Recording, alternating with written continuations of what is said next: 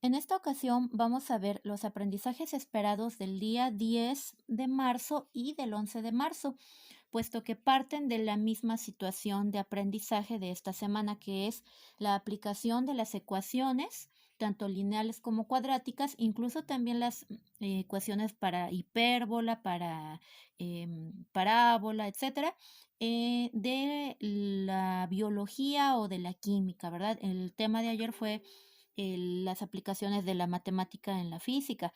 Ahora vamos a ver en fenómenos de la biología y fenómenos de la química.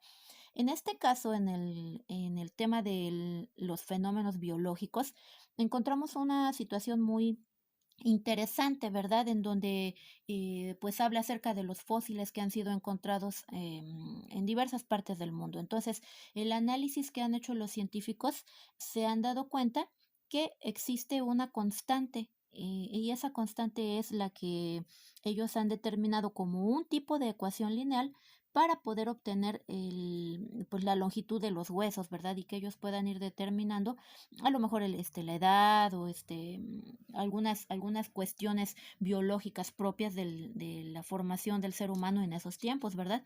Entonces, matemáticamente hablando, observemos que aquí tenemos dentro de la información esa ecuación de la que estamos mencionando, ¿verdad? Aquí tenemos nosotros una ecuación, observemos cómo está planteada. ¿Sí? Aquí nos dice que la ecuación con respecto de x va a tener ese valor de f, que es una de las variables, que es la longitud del fémur, más una constante, que es 72,84, ¿verdad? Entonces, si observamos, tiene la misma forma que una ecuación lineal, que es la que ya conocemos, y igual a mx más b. Entonces, esta ecuación es la ecuación lineal que ya todos conocemos, que estamos trabajando, y lo contiene. Observen que tiene un coeficiente, tiene una variable f y tiene un término independiente. E igualmente para los hombres, se observan aquí, cambia un poquito, ¿verdad?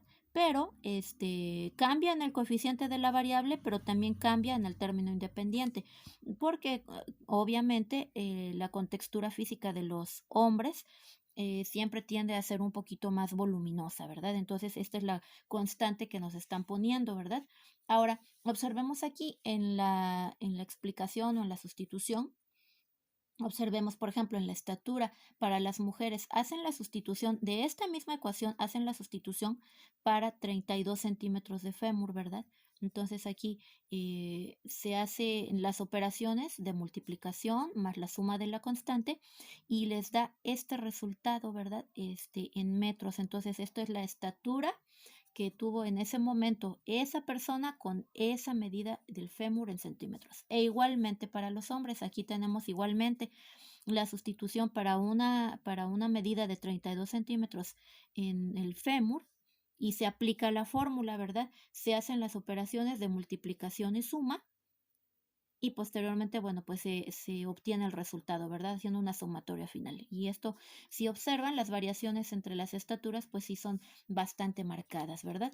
De esta forma, observemos que el trabajo o del manejo algebraico de la ecuación, pues aquí la tenemos, ¿verdad? Y si se fijan, conforme va aumentando la medida del fémur en centímetros, de 5 en 5 centímetros, también va aumentando la temperatura, quizá un poquito de decimales, ¿verdad? Pero sí es muy notorio cómo se va haciendo ese incremento. Y es un incremento pues relativamente constante entre cada uno de ellos, lo que genera una gráfica de valores, ¿verdad? Aquí representando esos valores en donde en el eje X se coloca la medida del fémur, aquí observen que va 20, 25, 30, aquí están en unidades decimales, pero obviamente aquí en los puntos intermedios se hace ese incremento de 5 en 5, ¿verdad? 20, 25, 30, 35, 40, 45, etcétera.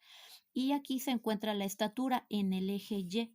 ¿Sí? Siempre en las ecuaciones vamos a tener dos variables, ¿sí? La variable dependiente y la variable independiente. La variable independiente en el eje X y la dependiente en el eje Y. Y así es como nosotros a través de estos valores se van ubicando esos puntos en la gráfica. Y esto nos genera al final una gráfica lineal. Entonces, esta es una de las aplicaciones que tiene las matemáticas en la biología. Ahora bien, tenemos otro tema, ¿verdad? Igualmente interesante, que es la aplicación de las matemáticas en los fenómenos de la química, ¿verdad? Lo primero que nos están planteando en el documento, pues es precisamente el,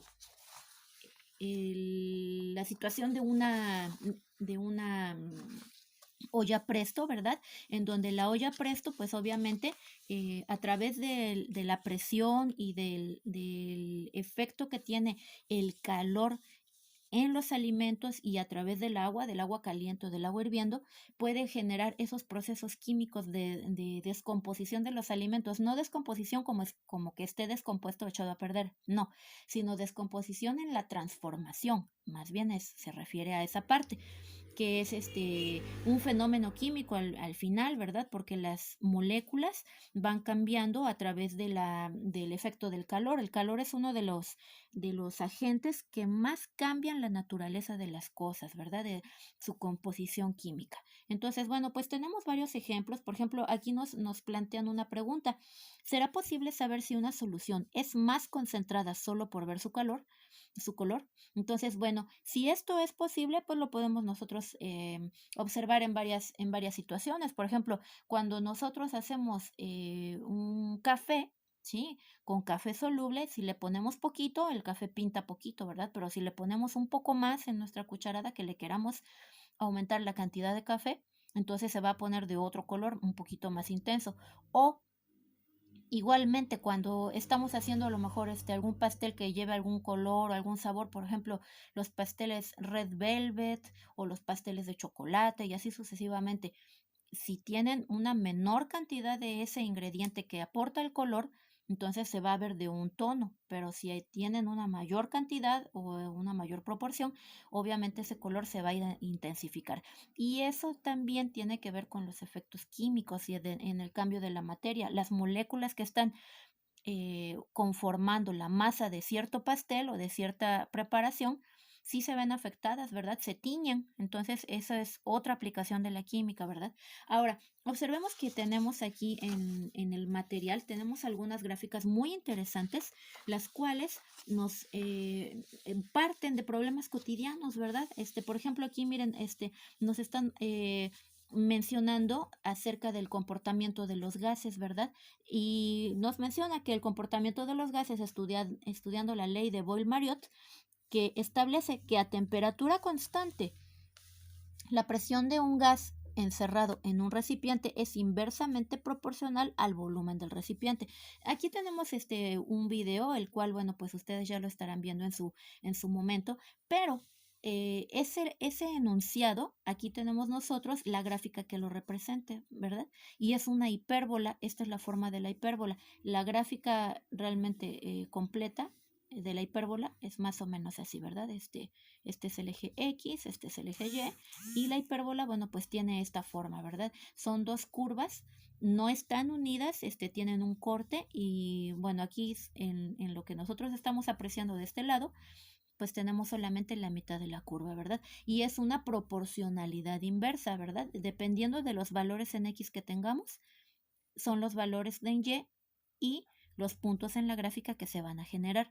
Ahora bien, esto es una forma de gráfica, ¿verdad? Es una de las aplicaciones que tienen las matemáticas en la química. También tenemos otro ejemplo en los documentos, por ejemplo, cómo se mide la contaminación. En esta parte, bueno, pues ya algunos científicos pues ya se han dado la tarea desde hace mucho tiempo en analizar la calidad del aire, ¿verdad? Y entonces ahí ya se cuentan partes por millón, ¿verdad? Y partes por millón de distintos metales pesados, como pueden ser el plomo, cromo, cobalto, mercurio, ¿verdad?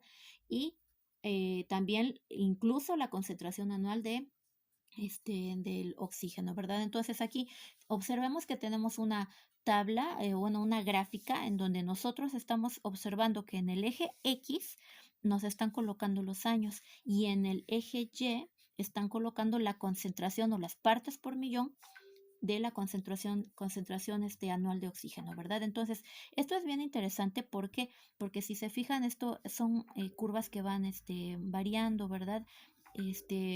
No curvas, sino más bien como secciones de gráficas lineales que me indican incremento cuando van de izquierda a derecha aumentando su ángulo de inclinación y decremento, como si fuéramos de bajadita, de izquierda a derecha viéndolo hacia abajo, ¿verdad?